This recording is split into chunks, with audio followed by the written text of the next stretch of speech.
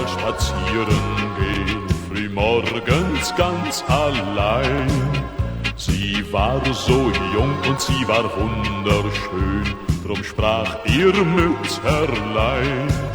Ja, im Wald, da sind die Räuber, halli, hallo, die Räuber, gib acht, mein Töchterlein.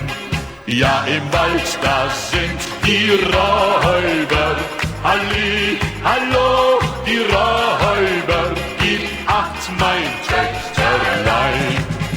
Und als das Mädel in den Wald reinkam, traf sie des Försters Knecht.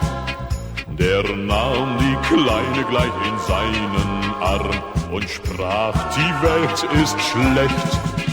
Denn im Wald, da sind die Räuber, halli, hallo, die Räuber, ja, ja, die Welt ist schlecht.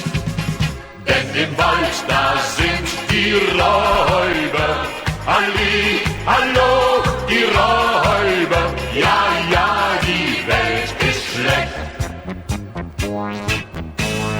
Am Abend küsste sie des Försters Sohn im hellen Mondenlicht. Was dann geschah, das kennt jeder schon, doch sie kannt es noch nicht. Ja, im Wald, da sind die Räuber, halli, hallo, die Räuber, ja, das kannte sie noch nicht. Ja, im Wald, da sind die Räuber, halli, hallo, die Räuber, ja, das kannte sie noch nicht.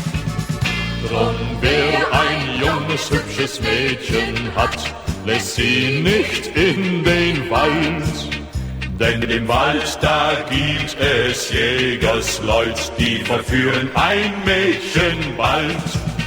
Ja, im Wald, da sind die Räuber, halli, hallo.